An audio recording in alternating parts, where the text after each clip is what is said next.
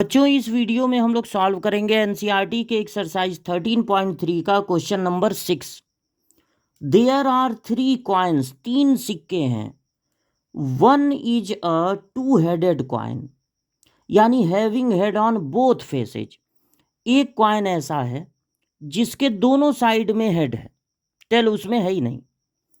Another is a based coin, जो दूसरा वाला है वो एक नॉर्मल सिक्का नहीं है, वो बेस्ड कॉइन है। That comes up head 75% of the time.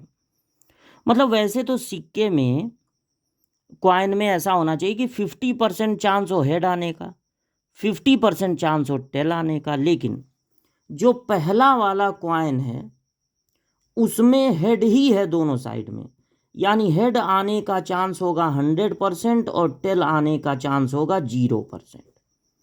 जो दूसरा कॉइन है उसमें हेड आने का परसेंटेज है 75% और तब टेल आने का परसेंट कितना होगा 25%।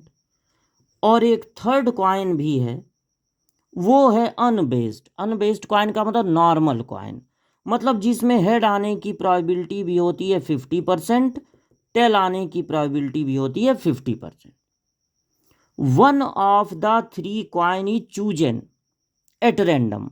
मतलब एट रैंडम मतलब बिना सोचे समझे, बिना देखे ध्यान दिए, कोई एक कॉइन इसमें से, इन तीनों में से ले लिया गया, चूज कर लिया गया और उसको टॉस किया गया। And tossed it shows head, और ये भी बता दिया गया कि हेड आया है। What is the probability that it was the two headed coin.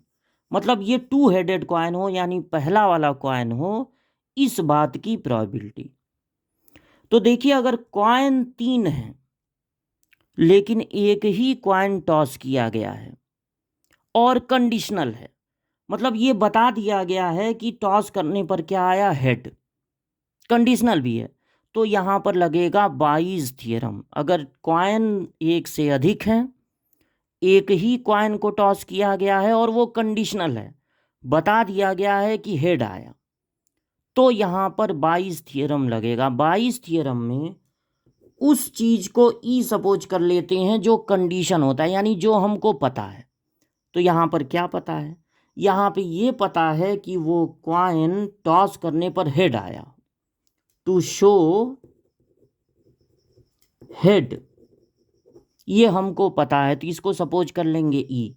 अब जब हम बाइस थ्योरम लगाएंगे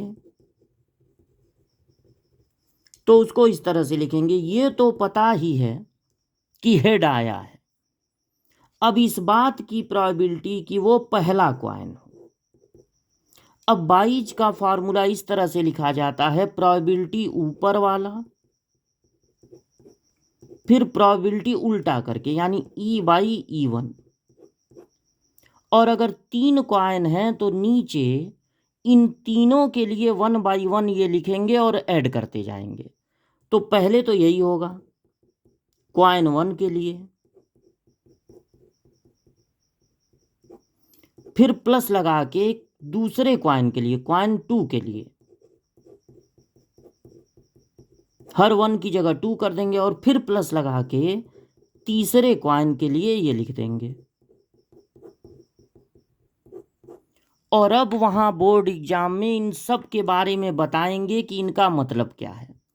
प्रोबेबिलिटी इवन का मतलब होगा पहला वाला कॉइन हो, इस बात की probability. Probability of first coin. तो चूंकि यहाँ पर 3 कॉइन है और 3 में से एक ये भी है, तो इसकी प्रोबेबिलिटी होगी 1/3। इसी तरह प्रोबेबिलिटी E2 का मतलब होगा प्रोबेबिलिटी ऑफ सेकेंड कॉइन। तो सेकेंड कॉइन की प्रोबेबिलिटी भी होगी 1/3, क्योंकि 3 में एक ये भी है। और प्रोबेबिलिटी E3 का मतलब प्रोबेबिलिटी ऑफ थर्ड कॉइन, ये भी होगा 1/3। अब ये पता लगाना है कि प्रोबेबिलिटी E/E1 का क्या मतलब होगा। प्रोबेबिलिटी E/E1, देखिए कंडीशनल प्रोबेबिलिटी में नीचे वाली चीज पता रहती है, यानी ये पता है कि पहला कॉइन है। और ई क्या चीज़ है? टू शो हेड, हेड आने की प्रोबेबिलिटी, यानी पहले कॉइन में हेड आने की probability, probability of head of first coin. तो पहले कॉइन से हेड आए इस बात की प्रोबेबिलिटी है 100%। 100% मतलब 100/100 यानी 1। और फिर प्रोबेबिलिटी E/E2 का मतलब होगा कि प्रोबेबिलिटी ऑफ हेड, मतलब ई क्या है? टू शो हेड, और E2 पता है, मतलब दूसरा कॉइन हो और हेड आए इस बात की प्रोबेबिलिटी। तो probability of head of second coin, या लंबे में लिखना चाहिए to toss the second coin. तो सेकेंड कॉइन में हेड आने की प्रोबेबिलिटी है 75%, यानी 75/100। तो ये हो जाएगा 25 से कैंसिल कर देंगे 3/4। और प्रोबेबिलिटी E/E3 का मतलब है प्रोबेबिलिटी ऑफ हेड, तीसरे कॉइन को टॉस करने पर हेड आने की प्रोबेबिलिटी ऑफ थर्ड कॉइन। तो थर्ड कॉइन तो नॉर्मल था, यानी 50%, यानी 1/2। अब जब ये सारी चीज़ें पता चल गई तो यहाँ पर ये सारी वैल्यू रख देंगे, यहाँ पे ये सारी वैल्यू रख देंगे। तो प्रोबेबिलिटी E1/E होगा, जो हमको पता लगाना है। पहला कॉइन हो इस बात की प्रोबेबिलिटी 1/3, पहले कॉइन में हेड आए इस बात की प्रोबेबिलिटी 1 है, 100% मतलब 1, नीचे यही हो जाएगा। दूसरा कॉइन हो इस बात की प्रोबेबिलिटी, सब यहाँ पर हम लोग लिख के टीचर को बता दिए हैं बोर्ड एग्जाम में, 1/3।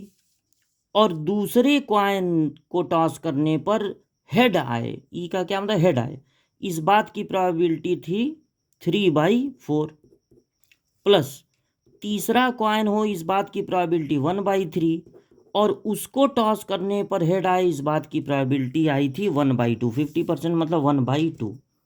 अब देखिए 1/3 सब में है, तो 1/3 कैंसिल हो गया, तो बचा 1/1 प्लस 3/4 प्लस 1/2। अब यहाँ पर एलसीएम हो जाएगा 4, तो 4 1 जा 4, प्लस 4 से डिवाइड करेंगे 1 बचेगा, 3 1 जा 3, 2 से डिवाइड करेंगे 2 बचेगा, 2 1 जा 2। अब इस मेन डिवाइड को मल्टीप्लाई में चेंज कर देंगे तो ये रेसिप्रोकल हो जाएगा, 4 ऊपर और नीचे 4 और 3 7 और 2 9, तो हो गया 4/9। तो फाइनल आंसर हो गया 4/9। तो कॉइन 3 है लेकिन एक ही कॉइन को टॉस किया गया, और ये क्वेश्चन कंडीशनल भी है क्योंकि बता दिया गया कि हेड आया है, इसलिए यहाँ पर बाइस थ्योरम लगेगा। ये तो पता ही है कि हेड आया है, अब इस बात की प्रोबेबिलिटी कि वो पहला वाला कॉइन हो, क्योंकि इस बात की प्रोबेबिलिटी निकालनी है कि वो 2 हेडेड कॉइन हो, मतलब पहला वाला कॉइन हो। तो बाइस थ्योरम में प्रोबेबिलिटी ऊपर वाला इनटू प्रोबेबिलिटी उल्टा करके लिख देते हैं, और यही चीज़ तीनों कॉइन के लिए लिखकर आपस में प्लस लगा देते हैं।